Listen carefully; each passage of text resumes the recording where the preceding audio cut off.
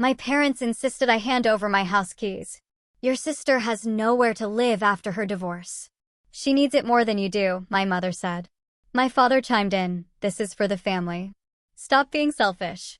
They even pushed a sloppily drafted eviction notice across my table. But when my attorney sent them a certified letter, their smug grins disappeared as they realized. Imagine pouring your entire life into building something extraordinary, only for your family to dismiss it as a hobby for years. Then, at your brother's engagement dinner, the woman negotiating to buy your multi-million-dollar company reveals your secret, shattering everyone's preconceived notions.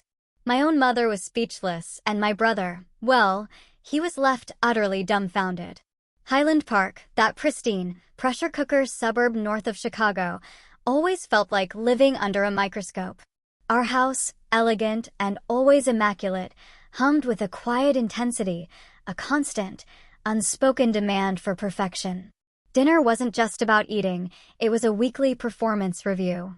My dad, William, wasn't just a surgeon, he was the surgeon. And my mom, Eleanor, commanded courtrooms as a corporate attorney who seemingly never lost. Then there was Daniel, my older brother, the golden child, perfectly following Dad into medicine without a single misstep. Mom would kick off most evenings with, so, what did everyone accomplish today? Daniel always had something impressive, perfect test scores, science fair victories, volunteer hours at prestigious hospitals. When my turn came, my answers never quite measured up. I built a website for fun. I announced proudly at 15, genuinely thrilled I'd taught myself HTML and CSS over a weekend. That's nice, honey, Mom replied with that particular smile that never quite reached her eyes. But shouldn't you be focusing on your debate team? Colleges look for sustained commitments, not hobbies. Dad would just nod, already turning to ask Daniel about his advanced biology project.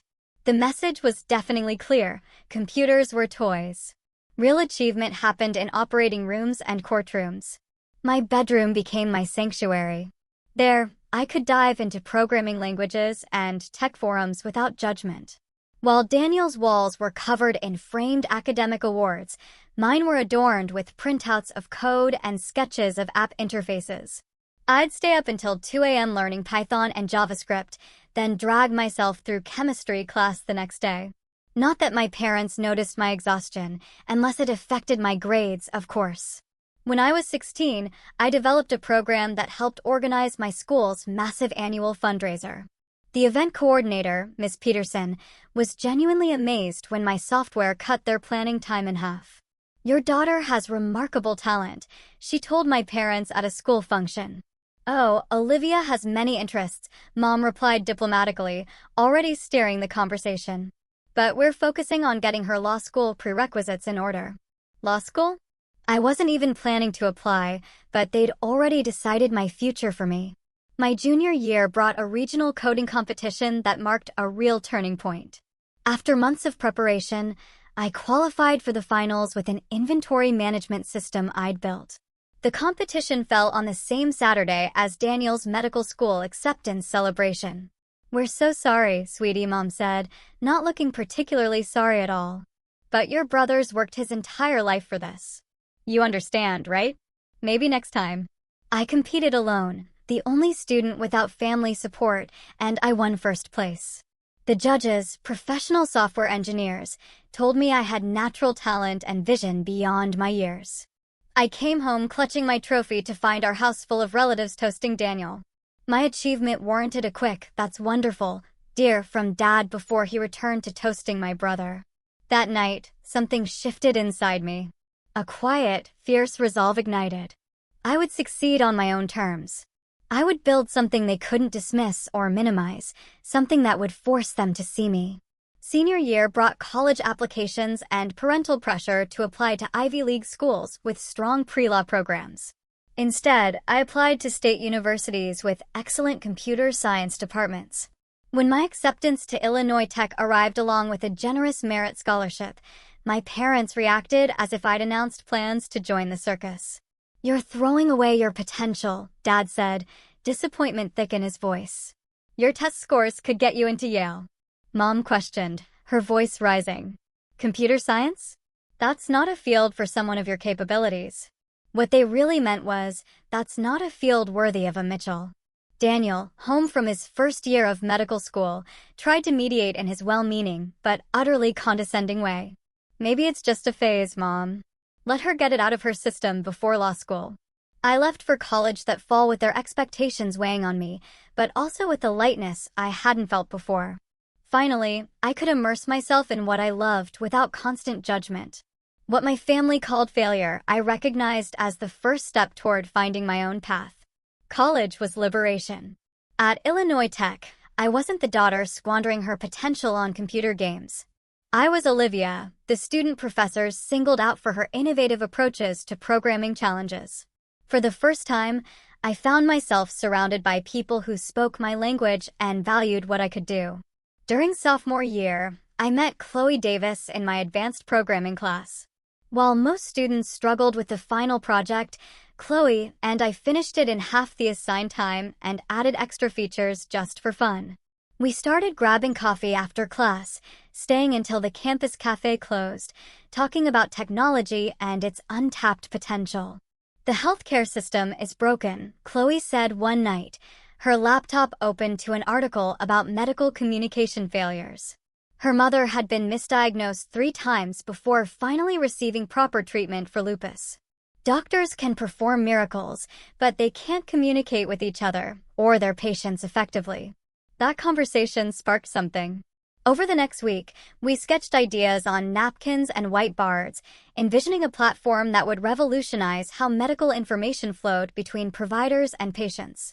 By semester's end, we had the skeleton of what would eventually become Next Tech.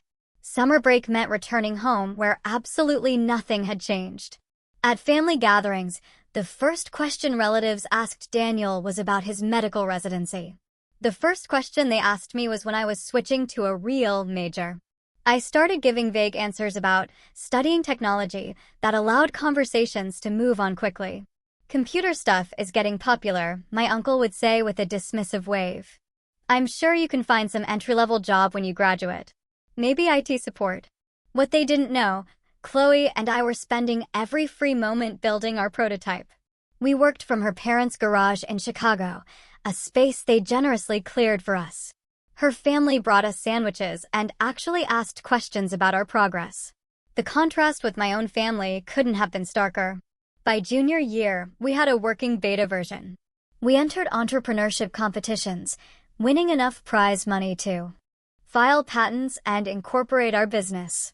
A professor connected us with Dr. Evelyn Reed, a frustrated hospital administrator who became our first advisor and eventually our first paying client. This could transform patient outcomes. Dr. Reed told us after seeing our demo. How soon can we implement a pilot program? Meanwhile, at Thanksgiving dinner my senior year, my father cornered me by the dessert table. Eleanor and I have been talking, he said, using my mother's name in that way that signaled a united parental front. We're concerned about your job prospects. Daniel can help you get an administrative position at his hospital. Something stable while you figure things out. I took a deep breath. Actually, I'm working on starting a business. His laugh wasn't cruel, just utterly incredulous. A business? Olivia, be serious. You need experience before you can think about entrepreneurship. Get a real job first. That was it. The last time I tried to share my professional life with my family. It hurt too much to have something I poured my heart into treated as a childish fantasy. Chloe and I graduated and moved into a tiny apartment in Chicago's South Loop. We lived on ramen and coffee, coding until our eyes burned, taking side gigs building websites to pay rent. Our first office was a corner desk at a co-working space we could barely afford. Slowly, Next Tech gained traction. A small angel investment from one of our competition judges allowed us to hire our first employee, a brilliant developer named Liam. We landed a contract with a regional medical center, then another with a network of outpatient clinics. When I called home, conversations remained superficial. Work is fine, I'd say when asked. They never pressed for details, assuming fine meant I was getting by in some entry-level tech support role. At Christmas that year, Daniel announced his engagement to a pharmaceutical sales representative. My parents beamed with pride while relatives asked about wedding plans. Later, my mother found me alone in the kitchen. "You know Olivia," she said, refilling her wine glass. "Daniel's friend Mark is single. He's finishing his residency in neurology. I could arrange an introduction." The subtext was clear. At least I could marry success if I couldn't achieve it myself. What my family didn't see, our user base was growing exponentially. Hospitals were reporting reduced errors and improved patient satisfaction. Medical journals were beginning to take notice of our platform's impact. "We need to talk about scaling," Chloe said one morning, spreading investor meeting invitations across our desk. "We can't keep up with demand." By the time I turned 26, Nextech had 30 employees and had raised $5 million in venture capital. I had moved into a modest but beautiful apartment overlooking Lake Michigan and could afford to pay off my student loans. Still, when I visited my parents, I drove my old college car and wore simple clothes, allowing them to maintain their narrative about my struggle. It wasn't entirely about proving them wrong anymore. It was about protecting something precious from people who had never valued it. I wanted success on my terms, not as a concession that my path was valid. The distance between my two worlds grew. In one, I was a rising tech entrepreneur whom industry publications were beginning to notice. In the other, I was the daughter who had failed to live up to her potential. The cognitive dissonance was sometimes overwhelming. In tech circles, I was becoming known as the ghost founder, the brilliant but camera-shy woman behind Nextech's revolutionary platform. The mystery only enhanced my reputation. The email from Memorial Health System arrived on a Tuesday morning in April. I read it 3 times before calling Chloe into my office. "They want to implement Nextech across their entire network," I said, my voice barely above a whisper. 27 hospitals in 3 states. Chloe collapsed into the chair across my desk. "That's the largest healthcare provider in the Midwest," I finished. We'd been building toward this moment for years, but actually reaching it felt surreal. The contract would multiply our revenue tenfold and establish us as a major player in health tech. Within hours, our phones were ringing with calls from other hospital systems interested in what Memorial had seen in us. The following month brought our first acquisition offer from a larger tech company, $30 million. Chloe and I sat in a sleek conference room listening to executives twice our age explain why we should take the money and work for them. "It's a generous offer," Chloe said as we walked back to our office. "It is," I agreed, "and we're turning it down." We both knew Nextech was worth more than money. It was about building something that actually helped people, something that mattered. We weren't ready to give up control. 2 weeks later, venture capital firm Sierra Partners offered $30 million for a minority stake, valuing our company at over $100 million. This time, we accepted. The investment would allow us to expand without losing our vision. When the press release went out, I requested that only my first name be used. Olivia, co-founder and CEO. The articles read, usually with Chloe's photo beside a silhouette with my name. It wasn't about hiding exactly. It was about controlling my narrative. "Don't you want recognition?" Chloe asked after an industry conference where I deliberately kept a low profile. "You've earned it." "I do," I admitted. "Just not yet and not from strangers." What I couldn't articulate even to Chloe was my complicated relationship with validation. I wanted my family to see me, truly see me, but I wasn't sure I could handle them taking credit for my success or minimizing it once it became undeniable. I needed this to be mine completely before I shared it. Besides, there was something powerful about building an empire in silence. The profile in TechWorld magazine came next. They wanted photos of both founders, but I negotiated. Just Chloe's clear image and me photographed from behind, looking out over our growing office. The article praised our innovation and leadership without delving into my background, just how I wanted it. At 28, I was a multimillionaire on paper. I bought a stylish condo in downtown Chicago, but kept it minimal and unassuming. When relatives asked about my apartment, I described it vaguely as a small place with roommates, allowing them to believe I was still struggling. My circle of trust remained tiny. Chloe knew everything, of course. My assistant, Sarah, understood the family situation after organizing one too many declined invitations to Mitchell family events. My therapist, Dr. Miller, helped me process the conflicting emotions of success without recognition. What are you waiting for? Dr. Miller asked during one session. What would make it the right time to tell them? I considered the question seriously. I want it to be so undeniable that they can't explain it away. So big that they can't take credit for it or tell me I just got lucky. And I want to be completely at peace with never getting their approval. So if they still don't give it, I'll be okay. Dr. Miller nodded thoughtfully. And are you working toward that peace? Every day, I said. And I was. Nextech wasn't just about creating innovative technology. It was about creating myself, separate from the expectations that had defined my early life. The irony wasn't lost on me that my brother had followed our father into medicine yet.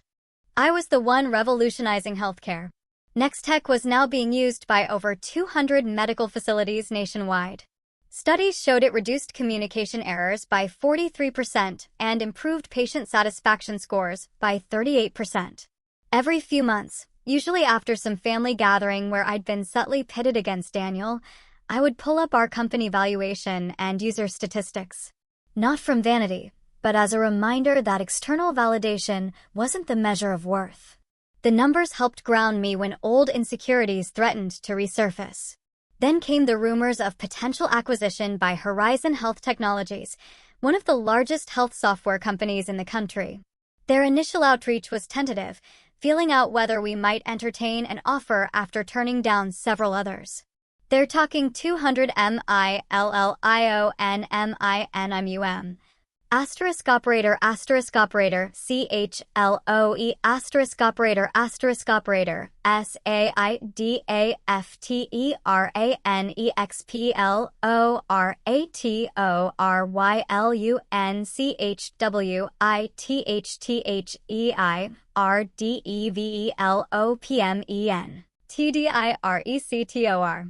200 million minimum. Asterisk operator, CHLOE, asterisk operator said after an exploratory lunch with their development director, 200 million. A figure that would make headlines that would be impossible for even my achievement-oriented family to dismiss.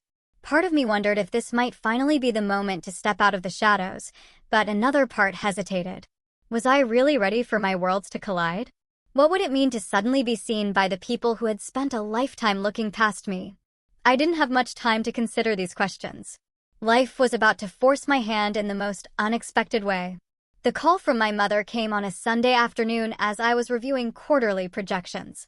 Olivia, wonderful news, she announced without preamble. Daniel and Isabel have set a date. Labor Day weekend. They're planning an engagement dinner next month at Bluebird. Bluebird was Chicago's newest Michelin-starred restaurant. Impossible to get into without connections or a 3-month wait. Clearly, Daniel was pulling strings through his hospital board contacts. That's great, I said, genuinely happy for my brother despite our complicated relationship. I'll be there. Wonderful. My mother's voice shifted to a more critical tone.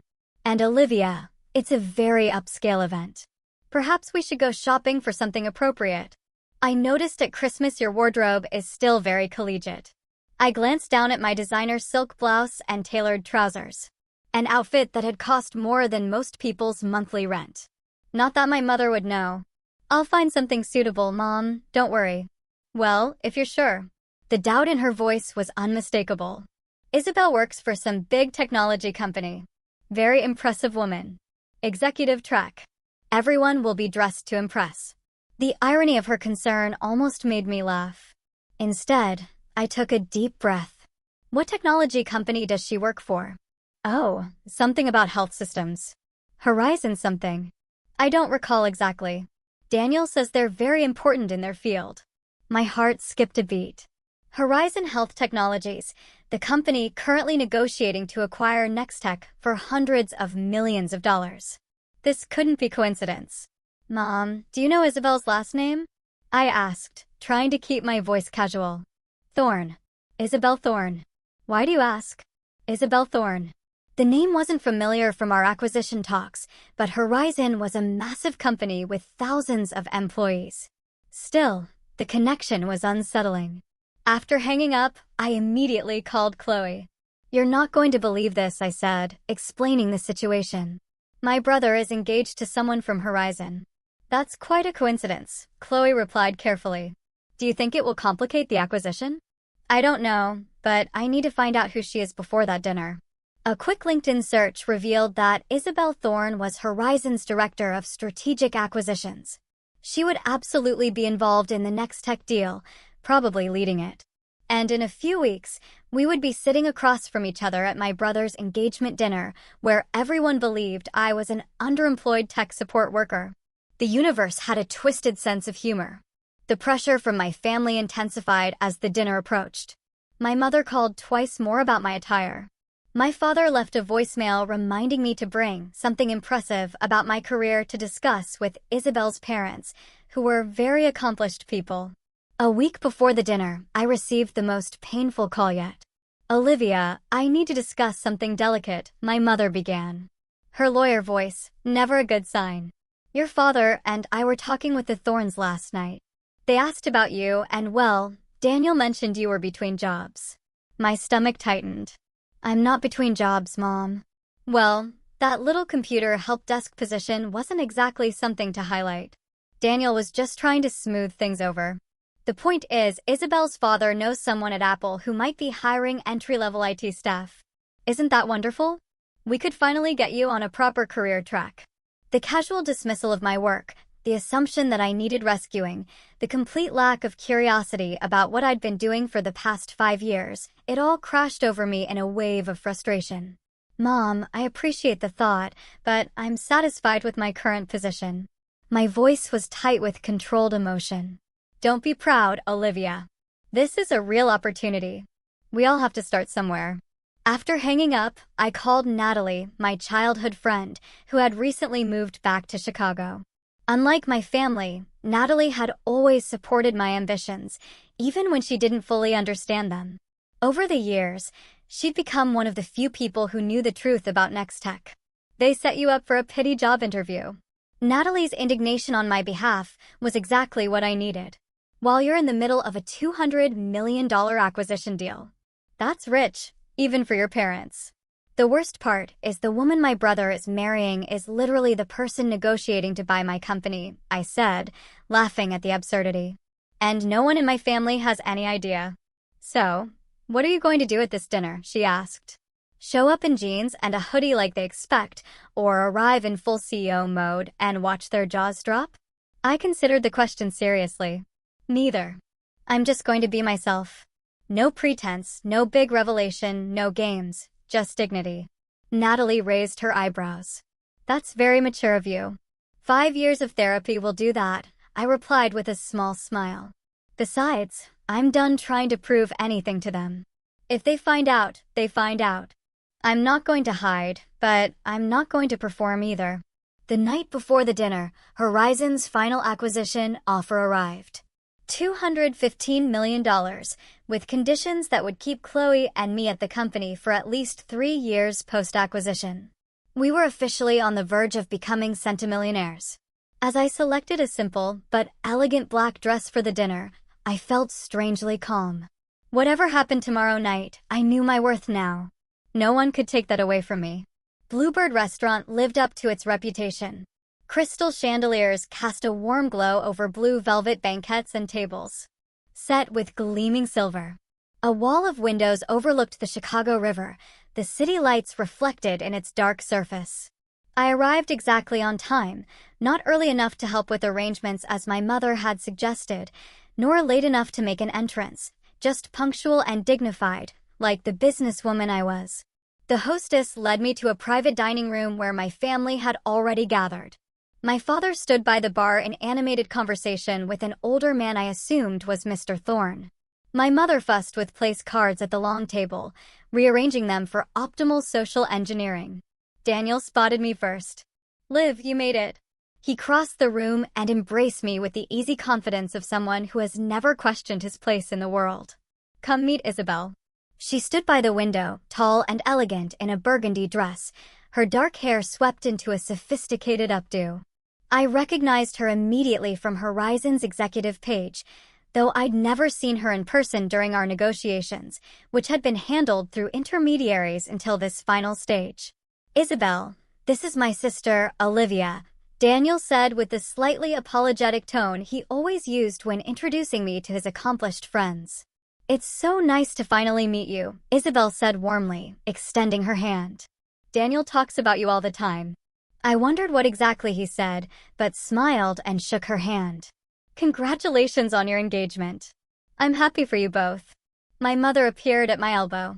"Olivia, I see you found something to wear." "That's nice." The pause spoke volumes. "We've put you next to Cousin Margaret. You always got along with her." They'd seated me far from the important guests. Dinner began with champagne and toasts. My father spoke first, raising his glass to Daniel and Isabel. "To my son who has made us proud every day of his life," he said, his voice thick with emotion, "and to Isabel, a brilliant, accomplished woman worthy of him. We couldn't ask for a better addition to our family."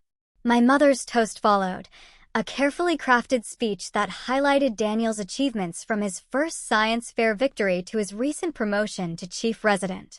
She concluded with, "And now he's found a partner equally dedicated to excellence."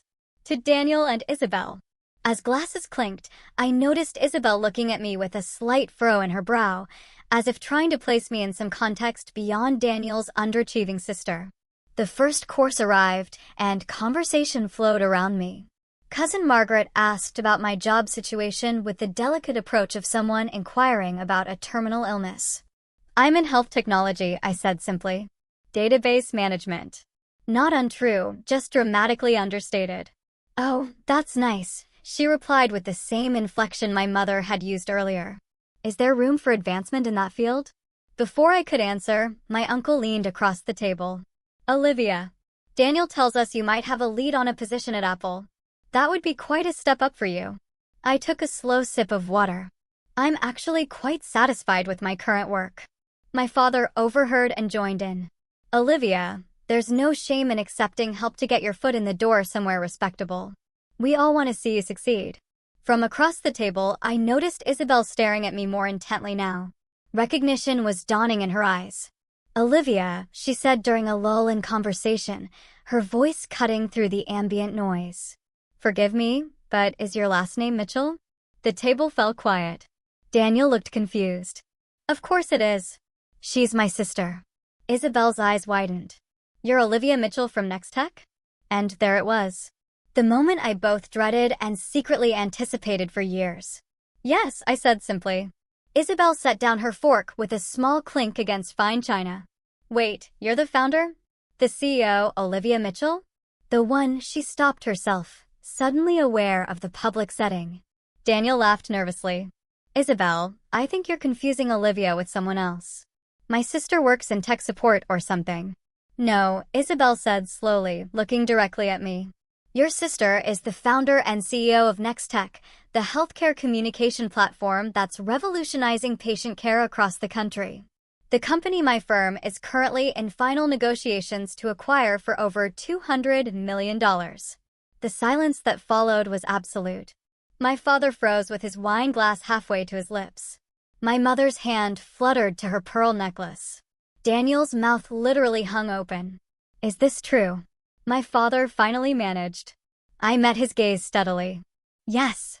Chloe Davis and I founded Next Tech 6 years ago. We currently employ over 70 people and serve more than 300 healthcare facilities nationwide." "But why wouldn't you tell us?" My mother looked genuinely bewildered. Before I could answer, Isabel continued, her professional demeanor giving way to genuine enthusiasm. "Your platform reduced medication errors at Boston General by 62% in the first year. The interface design revolutionized how doctors access patient information. We've been trying to develop something similar for years, but your solution is light years ahead. It's why we're willing to pay such a premium to acquire you." My family stared at me as if seeing a stranger. In many ways, they were. $200 million? My father's voice was faint. Isabel nodded. "The acquisition is set to close next week, pending final approval." She turned to me with a slightly embarrassed smile. "I had no idea you were Daniel's sister." Your company profile just shows Olivia with no photo, and our teams have been handling the negotiations. I prefer to maintain a low profile, I said. The understatement of the century. The rest of the dinner passed in a blur of shocked questions and awkward revelations. Relatives who had subtly pitted me against Daniel an hour before now asked for investment advice.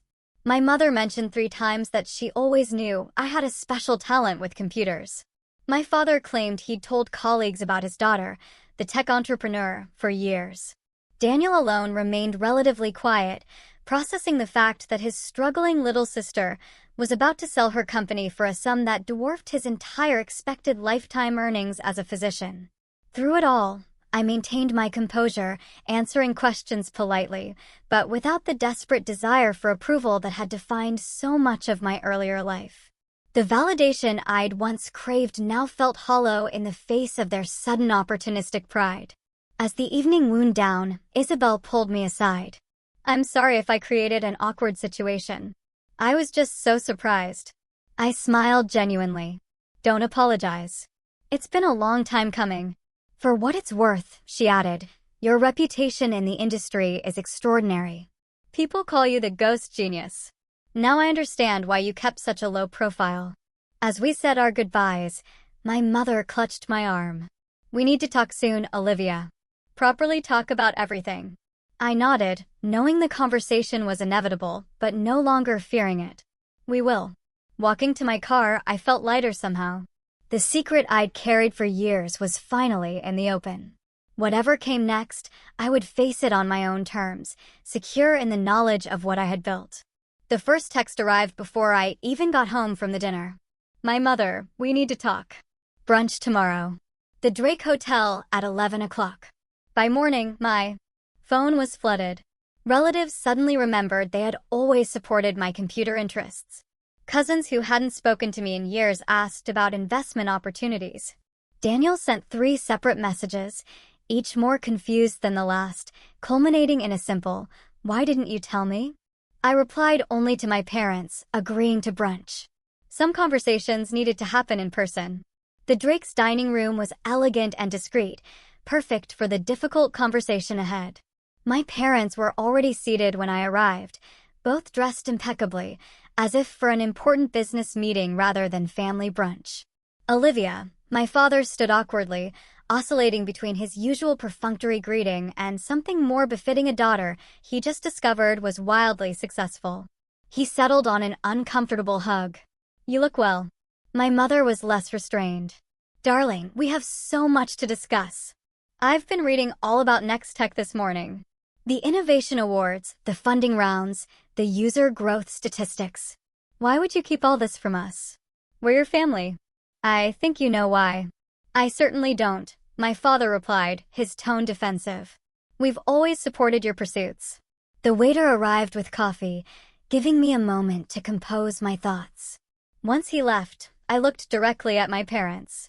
You never took my interest in technology seriously. Every time I tried to share my work with you, it was dismissed as a hobby, something to get out of my system before finding a real career. After a while, it was easier to stop trying. That's not fair, my mother protested. We just wanted what was best for you. The technology field seemed so uncertain. What you wanted was for me to follow a path you understood and approved of, I corrected gently. When I chose differently, you treated it as failure. My father leaned forward. We always knew you had potential, Olivia. We were just pushing you to excel. No, I said firmly. You were pushing me to conform. There's a difference. Well, clearly it worked out, he countered, trying to reclaim some credit. Look at what you've accomplished. Perhaps our pushing helped motivate you. It was the exact response I'd feared and expected. Taking credit for success they'd played no role in, rewriting history to cast themselves as supportive mentors rather than dismissive critics. Dad, do you remember telling me to get a real job at Thanksgiving 5 years ago? Or suggesting I take an administrative position at Daniel's hospital because my own work wasn't viable? I paused, letting that sink in. Mom, do you remember arranging a pity job interview for me just last week? My mother had the grace to look embarrassed. We were concerned about you. You never shared any details about your work. How are we supposed to know? You could have asked. Really asked. With genuine interest, not just waiting for an answer that confirmed what you already believed about me. The conversation continued through eggs Benedict and mimosas. Painful but necessary. My mother vacillated between defensiveness and attempts at reconciliation. My father, true to form, tried to maintain his authority by suggesting he'd always seen my hidden potential. Your brother always spoke highly of your intelligence, my mother offered, as if Daniel's approval legitimized me retroactively. I know you both love me, I said finally. But love without respect or understanding isn't enough. I needed you to see me for who I actually was, not who you wanted me to be. We parted with tentative plans to have dinner the following week. A first step toward whatever our relationship might become. It wasn't the cathartic resolution of a movie scene, but real healing rarely is. Daniel appeared at my apartment that evening unannounced. I brought wine, he said awkwardly, holding up an expensive bottle of Cabernet. Figured we might need it. I let him in, somewhat surprised by his initiative. My sleek penthouse with its floor-to-ceiling windows and minimalist design was a far cry from the struggling existence he'd imagined for me. Nice place, he said, looking around. Really nice. Thanks. We settled in my living room, glasses of wine in hand, the Chicago skyline glittering beyond the windows. So, he began. I've been an ass. The blunt admission startled a laugh out of me. Not entirely. No, I have. I bought into this whole narrative about you struggling or being lost or whatever. I never really asked you about your work, like actually asked. No, you didn't. He swirled his wine thoughtfully. I think I liked being the successful one, the one who made Mom and Dad proud. It was comfortable. His honesty disarmed me. I'd expected excuses or the same revisionist history our parents had attempted. For what it's worth, he continued, I'm sorry. And I'm really impressed by what you've built. Isabel hasn't stopped talking about your platform. Apparently, you're some kind of genius. I just built something I believed in, I said. Something that actually helps people, like what I try to do as a doctor. He nodded. Just on a much larger scale, apparently. We talked for hours, really talked, perhaps for the first time as adults. He asked genuine questions about Nextech, about the challenges of building a company from nothing. I asked about his medical work and found myself actually interested in his answers when they weren't presented as evidence of his superiority. As he was leaving, he paused at the door. Isabel really likes you, you know. She was mortified about outing you at dinner, but she's hoping you two might become friends, especially if you'll be working together after the acquisition. I'd like that, I said, surprised to find I meant it. Over the next few weeks, as the acquisition moved toward completion, my family relationships entered unfamiliar territory. My parents oscillated between genuine attempts to understand my work and reflexive behaviors born from decades of seeing me through a particular lens. There were uncomfortable lunches where my father tried to give me business advice and awkward phone calls where my mother asked if I was eating properly despite my busy CEO schedule. But there were also moments of genuine connection. My father asked to see Nextech's platform and listened attentively as I explained its features. My mother admitted that she'd never really understood technology, but was proud of what I'd created. Small steps, but meaningful ones. The most unexpected development was Isabel's role in bridging the gap between my worlds. As both my future sister-in-law and my professional colleague, she had a unique perspective on the Mitchell family dynamics. Your parents are trying, she told me over coffee one afternoon. They just don't have the vocabulary for this version of success. They're learning a new language. A language you seem to speak fluently, I observed. She smiled. I grew up with parents who measured worth by academic degrees and professional titles. It took me years to realize there are many paths to a meaningful life. Maybe I can help translate a bit. And she did, gently educating my family about the tech industry, contextualizing my achievements in terms they could understand, and occasionally giving them a reality check when they slipped into old patterns. Her efforts weren't always successful, but they helped ease the transition to our new reality. The acquisition closed on schedule, transforming Chloe and me into centimillionaires. Overnight. The press release mentioned both our full names and included professional photos. My first public acknowledgement as Nextech co-founder. The ghost genius was finally stepping into the light. 6 months after my brother's engagement dinner, life had found a new rhythm. The Nextech acquisition had closed successfully, and I now led the innovation division at Horizon Health Technologies. Our platform was being implemented in hospitals across 3 continents, with Chloe overseeing international expansion. My office overlooked the Chicago River, its waters reflecting the changing seasons. Today, spring sunshine glinted off its surface as I finished a conference call with our development team in Singapore. A text from Isabel interrupted my workflow. Reminder, dinner at your place tonight. I'm bringing that wine you liked. Daniel says he's making dessert, so expect emergency cupcakes from the bakery when he inevitably burns something. I smiled. These casual family dinners had become a monthly tradition, something I would have found unimaginable a year ago. Sometimes my parents joined, sometimes it was just the 3 of us. But the easy camaraderie that had developed between Isabel, Daniel, and me was something I treasured. Working with Isabel had accelerated our friendship. Her straightforward approach to business matched my own, and her insights into my family dynamics proved invaluable.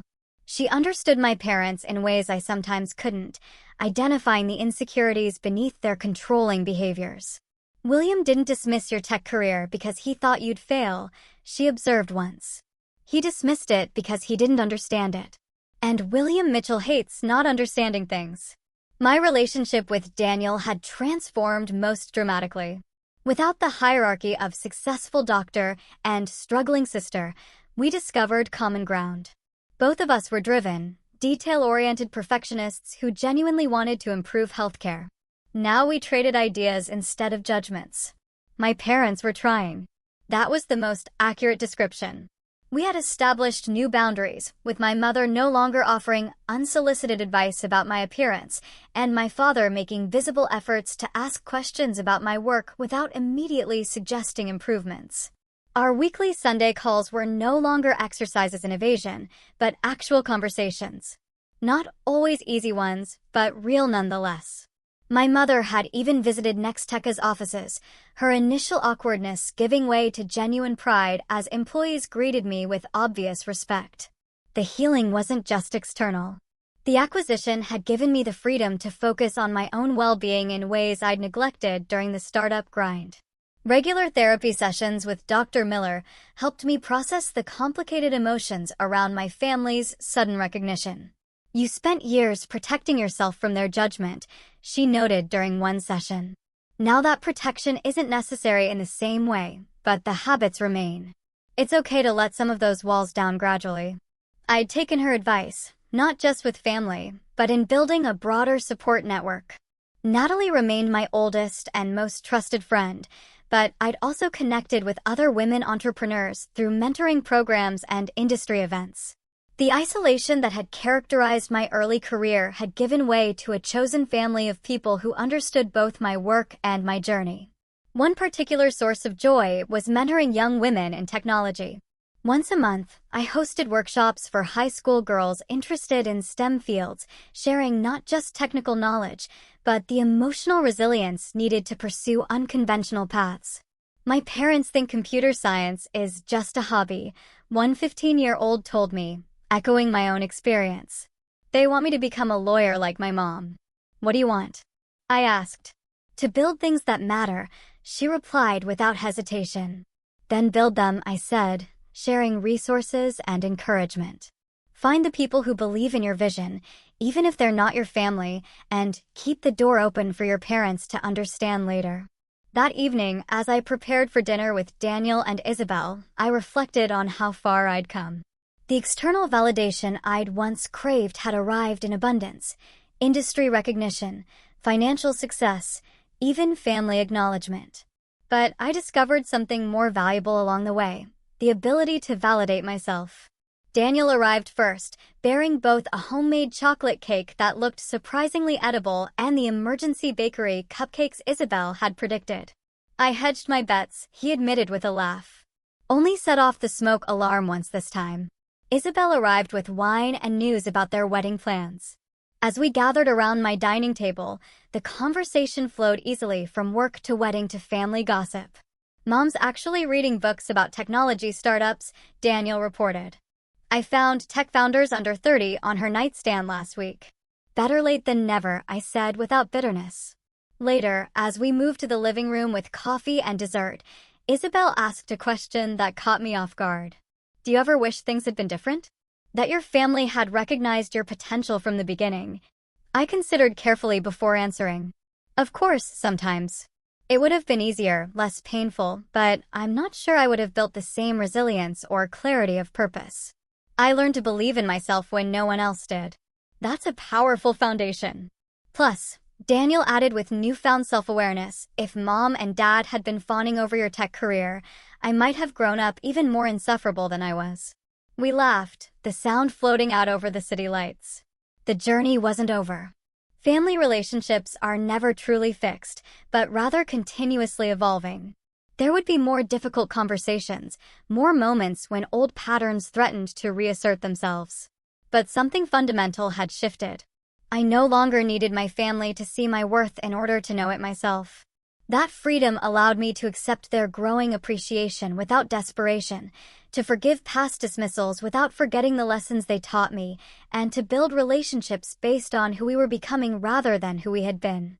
Success isn't measured by recognition, but by impact. By that standard, Nextech had succeeded beyond my wildest dreams, improving patient outcomes and healthcare communication for thousands. And I had succeeded in creating a life authentic to my values and vision, regardless of who approved. As for family, the one we're born into and the one we choose, perhaps the greatest lesson was that relationships can transform when we bring our whole authentic selves to them. Not everyone will celebrate your path, but those worth keeping in your life will eventually learn to see you clearly. The path forward wasn't perfectly clear, but I was walking it on my own terms, creating success by my own definition. And that, more than any acquisition deal or family validation, was the real achievement. My story's a wild one, right? I'm still amazed by how everything unfolded. If you've ever felt misunderstood by your family or had to prove your worth against the odds, I want to hear about it. What was your moment of truth? Drop your thoughts in the comments below. I'll be reading every single one.